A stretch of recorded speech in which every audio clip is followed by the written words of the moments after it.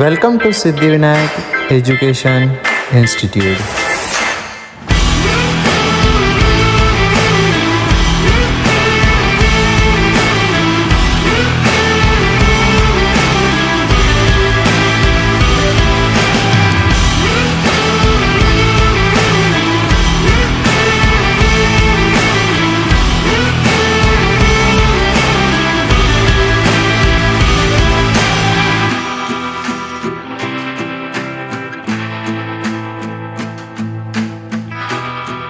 I am Sakshi Kumani from Siddhivinayak Education Institute, and today we are going to see what is ionization energy. So first we will see what is ionization energy. So suppose आपके पास यहाँ पे एक atom है जिसका nucleus है, उसके shells हैं. यहाँ पे इसके पहले शेल में 2 इलेक्ट्रॉन्स हैं, दूसरे शेल में लेकिन एक ही इलेक्ट्रॉन है. अब आपको इसे स्टेबल करना है. अब आपको इसे स्टेबल करने के लिए क्या करना पड़ेगा? या तो फिर से 7 इलेक्ट्रॉन्स देने पड़ेंगे या तो फिर इससे एक इलेक्ट्रॉन लूज करना पड़ेगा. अब इस इलेक्ट्रॉन को लूज करवाने के लिए हमें इसे कुछ ना कुछ एनर्जी देनी पड़ेगी, विच इज आयोनाइजेशन एनर्जी. अब आप सोच रहे होंगे कि इसका एनर्जी क्यों देनी है? क्योंकि यहाँ पे न्यूक्लियस में रहते हैं पॉजिटिवली चार्ज प्रोटॉन्स. एज ये दोनों पॉजिटिवली चार्ज हैं, ये दोनों एक दूसरे को अट्रैक्ट करेंगे, जिसको हमने कहा है न्यूक्लियर फोर्स ऑफ अट्रैक्शन. इसी न्यूक्लियर फोर्स ऑफ अट्रैक्शन को तोड़ने के लिए और इस इलेक्ट्रॉन को बाहर निकालने के लिए हमें इसे आयोनाइजेशन एनर्जी देनी पड़ेगी. Now let's see its definition. Minimum energy required to remove most closely bonded outermost shell electrons in a ground state from an isolated gaseous atom. Now what is isolated gaseous atom? Isolated का meaning होता है single, which is not bonded by any other atom. लेकिन जितने भी gaseous atoms होते हैं वो तो किसी न किसी से bond बना करके ही present रहते हैं. अब bond बना करके present रहते हैं तो फिर तो possible ही नहीं है कि मतलब isolated gaseous atom हो. इसीलिए हम सपोज एम पेंटल लेते हैं जो कि सॉलिड स्टेट में है. अब हम इसे हीट करेंगे. हीट करने के बाद ये गैसियस फॉर्म में होगा, विच इज आइसोलेटेड. इसी को ही हमने कहा है आइसोलेटेड गैसियस एटम. इस प्रोसेस को हम नाम देंगे सबलिमेशन. अब हमारा आइसोलेटेड गैसियस एटम तो बन गया, लेकिन अब हम देखेंगे हम इसे स्टेबल कैसे करेंगे. जैसे मैं पहले भी देखा था, हमारे पास मेटल M है. अब हमको इसको स्टेबल करना है तो फिर हमें इसे कुछ ना कुछ आयोनाइजेशन एनर्जी देनी पड़ेगी. आयोनाइजेशन एनर्जी देने के बाद ये स्टेबल तो हो गया. स्टेबल होने के बाद सपोज हमारे पास कोई मैग्नीशियम जैसा आइटम है, लेकिन उसका एक इलेक्ट्रॉन लूज करने से कोई काम तो चलेगा नहीं. तब हमें कम से कम उससे 2 इलेक्ट्रॉन लूज करवाने होंगे उसको स्टेबल बनाने के लिए. तो फिर सपोज हमारे पास मैग्नीशियम के जैसे कोई एटम है, उसे हमें 2 बार आयोनाइजेशन एनर्जी देनी पड़ेगी स्टेबल करवाने के लिए. और हो सकता है हमारे पास कोई एल्यूमिनियम के जैसे भी एटम हो जिसका 2 इलेक्ट्रॉन लूज करने के बाद भी काम ना हो. इसीलिए हमें उसको एल्यूमिनियम के जैसे एटम को हमें 3 बार आयोनाइजेशन एनर्जी देनी पड़ेगी उसे स्टेबल बनाने के लिए. अब इसमें I2 ज़्यादा है, I1 ज़्यादा है, फिर I3 ज़्यादा है. ये बताना हो सकता है आपके लिए मुश्किल हो, लेकिन ये बहुत ही ज़्यादा ईजी है बताना. इसमें I1 जो होगा वो सबसे छोटा होगा, उसके बाद I2 होगा एंड देन I3 होगा.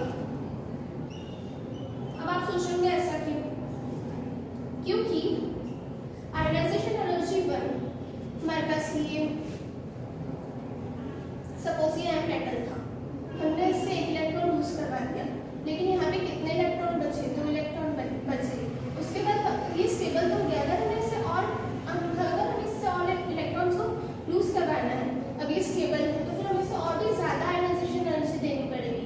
इसीलिए यहाँ पे आयोनाइजेशन एनर्जी का ऑर्डर ऐसे आ रहा है. Now we are going to see factors affecting the ionization energy. ऐसे कौन से फैक्टर्स हैं जिससे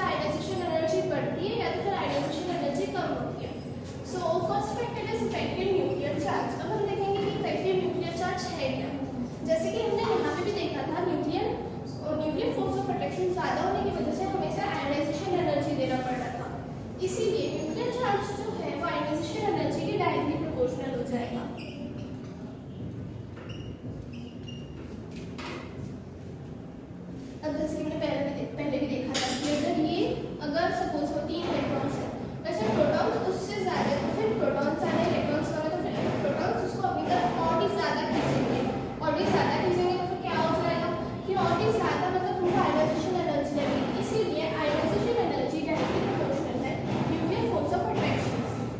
अब हम इसके कुछ एग्जांपल्स देख सकते हैं कि मतलब ये न्यूक्लियर फोर्स ऑफ अट्रैक्शन के डायरेक्टली प्रोपोर्शनल है, तो फिर इसका मतलब आयनाइजेशन एनर्जी डायरेक्टली प्रोपोर्शनल है पॉजिटिव चार्ज के, और इनवर्सली प्रोपोर्शनल है नेगेटिव चार्ज के।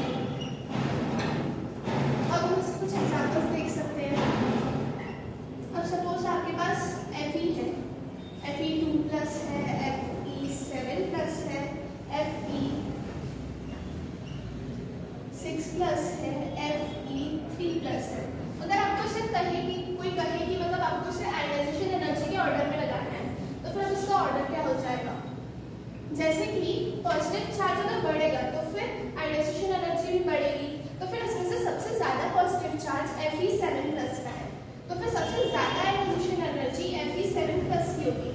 देन उसके बाद होगी Fe6 प्लस की, एंड देन उसके बाद होगी Fe3 प्लस की, एंड देन लास्टली होगी Fe2 प्लस की। आई होप आपको effective nuclear charge directly proportional क्यों हो रहा है आयनाइजेशन एनर्जी के समझा होगा। And then atomic radius. Suppose आपके पास एक ये एटम है और ये दूसरा एटम है। अब इसमें से सबसे ज्यादा रेडियस किसका है? फास्फोरिक दिख रहा होगा, इसका है इससे। अब जितना ज्यादा एटॉमिक रेडियस होगा उतना ही न्यूक्लियर फोर्स ऑफ अट्रैक्शन कम करेगा आउटर मोस्ट शेल पे, और ऐसे इसमें बहुत ही मतलब छोटा सा है मतलब रेडियस, तो फिर इस पे न्यूक्लियर फोर्स ऑफ अट्रैक्शन ज्यादा काम करेगा।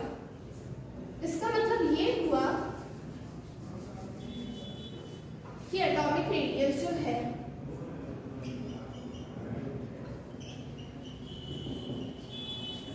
वो इनवर्सली प्रोपोर्शनल है आयनाइजेशन एनर्जी के।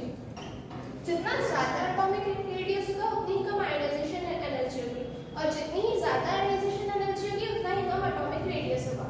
अब हम इसका एग्जांपल ले सकते हैं कि हम टॉप टू बॉटम जब जाते हैं तो फिर आयनाइजेशन एनर्जी इंक्रीज कर दी जाती है। क्यों? क्योंकि principal quantum number which is n value वो भी बढ़ते जा रही है, n वैल्यू बढ़ते जा रही है, तो फिर उसमें एक एक शेल करके ऐड होते जा रहे हैं। फॉर एग्जांपल एक लिथियम है और सीजियम है, तो फिर इसकी n वैल्यू क्या होती है 2 और इसकी n वैल्यू होती है 6। अब किसमें से किसकी n वैल्यू ज्यादा है? ऑफ कोर्स 6 ज्यादा है, इसलिए सीजियम का एटॉमिक रेडियस ज्यादा होगा, तो फिर इसमें ऑर्डर क्या हो जाएगा? लिथियम की आयनाइजेशन एनर्जी ज्यादा हो जाएगी सीजियम से। Now we are going to see what is penetrating power. Penetrating power का मतलब क्या होता है, ये भी शेल से ही रिलेटेड है। सपोज आपके पास न्यूक्लियस है, उसमें शेल्स, उसके आजू बाजू शेल्स है। इस शेल में मैंने नाम रख दिया F, फिर इसका P, इसका D एंड देन इसका F। तो फिर सबसे पास वाला शेल इसका कौन सा है? ऑफ कोर्स S शेल इसका सबसे ज्यादा पास है, एंड देन P है, एंड देन D है, एंड देन F है। इसमें जो एटॉमिक रेडियस है वो सबसे कम S का है, एंड देन P का है, एंड देन D का है, एंड देन F का है। तो फिर इसमें पेनिट्रेटिंग पावर की आयनाइजेशन एनर्जी की ऑर्डर क्या हो जाएगी? तो सबसे ज्यादा आयनाइजेशन एनर्जी S की होगी, देन P की, देन D की, एंड देन F की। तो यही था पेनिट्रेटिंग पावर। अब हम इसके एग्जांपल्स देख लेते हैं। सपोज बेरिलियम है और बोरॉन है, तो फिर इसका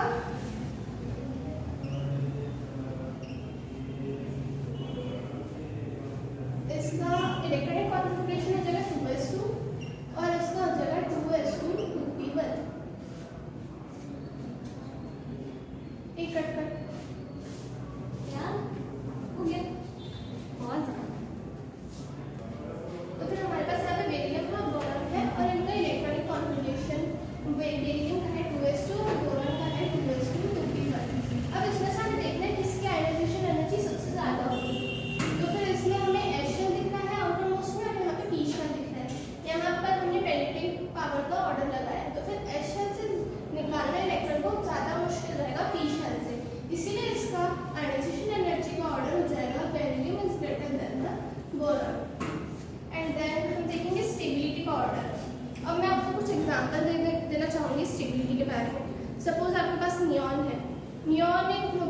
वो अपना इलेक्ट्रॉन क्यों ही लूज करेगा, क्योंकि वो पहले से ही स्टेबल है।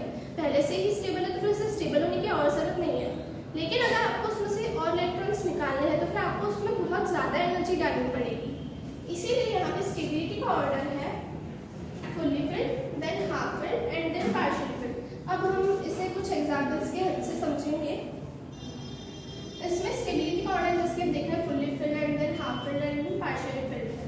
तो फिर बोरॉन का आप जैसे कि देख रहे हैं 2s2 2p1 and then nitrogen 2s2 2p3 and then neon 2s2 2p6। अब इसमें से सबसे ज़्यादा इजी किसके लिए होगा कि अपना इलेक्ट्रॉन लूज कर देना, तो फिर वो होगा बोरॉन के लिए। And then nitrogen half filled है, फिर वो भी एक तरह का मतलब स्टेबल ही है। एंड देन नियॉन है, वो तो फुली फिल्ड है, उसका एनर्जी की जरूरत नहीं है अपना इलेक्ट्रॉन यूज करने की और मतलब अपना स्टेबल बनाने के लिए। इसीलिए नियॉन के लिए आयोनाइजेशन एनर्जी सबसे ज़्यादा होगी एंड देन नाइट्रोजन के लिए एंड देन बोरॉन के लिए। स्टॉप कर।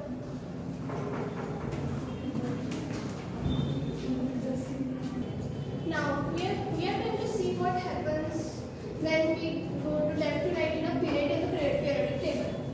So अगर हम लेफ्ट टू राइट जाते हैं तो फिर उसमें एक एक इलेक्ट्रॉन करके ऐड होते जाता है।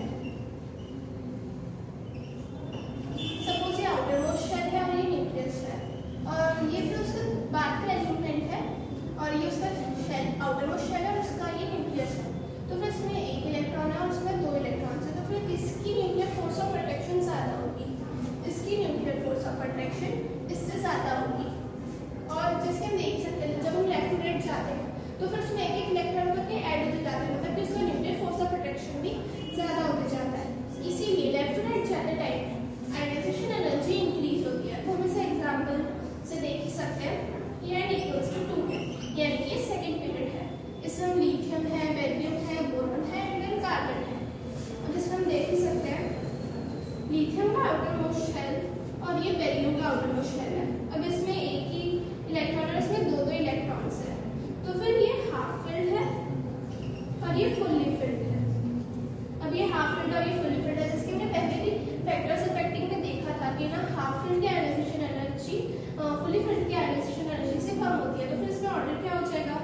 लिथियम से ज़्यादा आयोनाइजेशन एनर्जी बेरिलियम की हो जाएगी। लेकिन यहाँ पे जैसे कि आप देख सकते हैं ये 2s2 है, यहाँ पे आउटर मोस्ट शेल में ऐसे और यहाँ पे p में एक ही इलेक्ट्रॉन है और S में दो इलेक्ट्रॉन्स हैं। तो फिर इसमें से आयोनाइजेशन एनर्जी बोरॉन की ज़्यादा हो जाएगी क्योंकि पेनिट्रेटिंग पावर। तो फिर बोरॉन की आयोनाइजेशन एनर्जी कम होगी बेरिलियम से and then carbon. Now this is done and then we are going to see in a group by going top to bottom क्या होता है आयोनाइजेशन एनर्जी के साथ। तो फिर टॉप टू बॉटम जाते टाइम n वैल्यू बढ़ती जाती है, n वैल्यू बढ़ती जाती है तो फिर मतलब उसका एटॉमिक साइज भी इंक्रीज होते जाता है। हमने पहले भी देखा था कि मतलब अगर एटॉमिक साइज इंक्रीज हो रहा है तो फिर उसकी आयोनाइजेशन एनर्जी कम होगी। क्यों? क्योंकि उसका साइज बढ़ता जाता है, न्यूक्लियस से वो दूर जाते जा रहा है। इसीलिए टॉप टू बॉटम जाते टाइम आयोनाइजेशन एनर्जी इंक्रीज होगी। तो फिर अब हम इसका एग्जाम्पल ले लेते हैं। फॉर एग्जाम्पल ग्रुप नंबर 1 है, उसमें लिथियम है, सोडियम है, पोटेशियम है एंड देन रेडियम है। अब लिथियम की वैल्यू क्या है? 2 है। सोडियम की क्या है? 3 है। पोटेशियम की एन वैल्यू 4 है एंड देन रुबिडियम की एन वैल्यू 5 है। तो फिर अब इसमें एन वैल्यू के हिसाब से हम आयोनाइजेशन एनर्जी का ऑर्डर लगा सकते हैं। जिसकी एन वैल्यू जितनी कम होगी उसकी उतनी ज़्यादा आयोनाइजेशन एनर्जी होगी। तो फिर इसमें आयोनाइजेशन एनर्जी लिथियम की सबसे ज़्यादा होगी and then sodium and then potassium and then rubidium. So that's it for today. Thank you for watching this video. अगर आपको वीडियो थोड़ा सा भी अच्छा लगा हो तो फिर इस चैनल को सब्सक्राइब करें एंड इस वीडियो को लाइक करें।